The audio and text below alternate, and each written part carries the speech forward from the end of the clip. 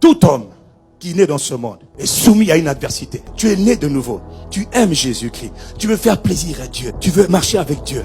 N'oublie pas une chose, tu n'es pas seul. Il y a des forces qu'on appelle des entités démoniaques dont la mission c'est de faire en sorte que jamais tu vas devenir ce que tu as été appelé à devenir. Le jour où maintenant tu veux avancer dans le plan de Dieu pour ta vie, elles sont en train de s'opposer à toi. Le jour où tu veux avancer avec Jésus-Christ, quelqu'un va s'opposer à toi. Le jour où tu veux devenir saint, quelqu'un va s'opposer à toi. Tu veux devenir pur, quelqu'un va s'opposer à toi. Le jour où tu veux chérir Dieu de tout ton cœur, même par là l'église, quelqu'un peut s'opposer à toi. Ils n'ont pas pu t'empêcher de naître de nouveau. Mais toute la suite, ils vont vouloir s'opposer à toi. Tu es un son qu'on doit entendre.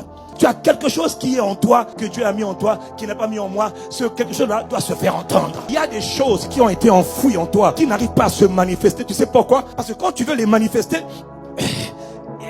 parfois c'est la stratégie des tirs croisés. L'ennemi attaque par devant, il attaque par derrière. Là il envoie l'esprit de peur, là il envoie l'esprit d'impureté, là il envoie l'esprit de mensonge, là il envoie la manipulation. Et toutes ces choses, tu n'es même plus la personne que tu devais être. Parce qu'il y a quelqu'un qui t'empêche d'être pleinement ce que tu es appelé à être. Beaucoup de cas, il envoie d'abord un esprit qu'on appelle l'assoupissement. Toute la journée, tu as envie de prier pour que la volonté de Dieu s'accomplisse. Mais tu te sens poussé à aller suivre Novelas ou encore les trucs des Brésiliens. Tu connais toutes les chaînes de télé et tu zappes de 9h jusqu'à 16h avant de venir à l'église. Et tu vois, tu es distrait. Quand tu sais de prier, oh, ce sont les feux de l'amour. On s'en fout des feux de l'amour. On parle de ton destin. On parle de la volonté de Dieu pour ta vie. On parle de ce que tu as été appelé à être. On parle de ce que tu as été appelé à devenir. Et ce sont les assoupissements spirituels. D'autres, c'est la masturbation. D'autres, c'est les pensées impures. Ce sont des stratégies qui sont faites pour t'empêcher de devenir ce que papa a décidé que tu deviennes. De nos jours, il y a de la distraction. Facebook, c'est de la distraction. Du matin au soir, c'est de la distraction. Et il y en a qui vont sur Facebook, ils regardent, coach. Et le coach te dit, dans la vie, ce qui importe, c'est pas la prière. Dans la vie, ce qui importe, c'est le leadership. J'ai dit ça parfois, et j'avais tort. Ce n'est pas ça qui importe. Le coach que tu es en train de suivre là, ce n'est pas le bon coach. Le vrai coach, c'est celui que Jésus a reçu le jour où il a été baptisé dans le Jourdain. On l'appelle le glorieux Saint-Esprit. Il est le Père en nous. Il est le Christ en nous. Avec nous, au milieu de nous, et pour nous, et par nous. Or, toi, tu passes ton nom sur Facebook, sur YouTube, sur Instagram, sur Twitter, à envoyer des tweets, des posts qui ne veulent rien dire. Je n'ai rien contre Facebook si c'est pour quelques minutes. Mais il y a quelqu'un ici, c'est devenu une habitude. Arrête ça, mon gars. C'est de la distraction. La distraction est une arme satanique pour te paralyser. Chacun de nous ici a été créé pour accomplir quelque chose. Mais quand il veut l'accomplir, la distraction vient. C'est une séduction démoniaque. Mon frère, la bataille là, c'est la bataille du destin. Papa, bon Dieu te regarde. Un jour, tu comparaîtras devant lui. Il te donnera, mon fils, ma fille, qu'as-tu fait sur la terre?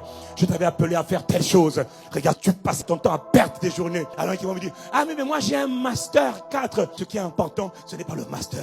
Ce qui est important, c'est de comprendre quel est mon destin. Parce qu'il y en a beaucoup qui ont des masters et qui ne travaillent pas dans l'accomplissement de la volonté de Dieu. Qu'est-ce qui me donne le droit de revendiquer la découverte du plan de Dieu pour ma vie? Luc 22, 44. Jésus dans l'agonie du combat. Il priait, et tout à coup, son sang devient comme des gouttes de la transpiration sortie de son corps. Et quand la transpiration sort, mais c'est pas de l'eau, c'est du sang. C'est du sang, c'est le sang de la délivrance. Là où Adam avait fait échouer tout le monde, ah non, maintenant je comprends que je peux vivre une vie qui est différente.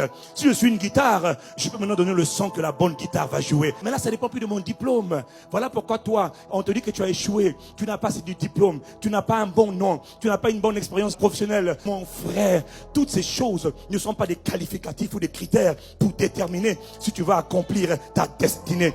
Ta destinée ne dépend pas de tes diplômes. Ta destinée dépend de celui qui t'a rendu capable. Celui qui t'a rendu capable, on l'appelle Jésus le Christ.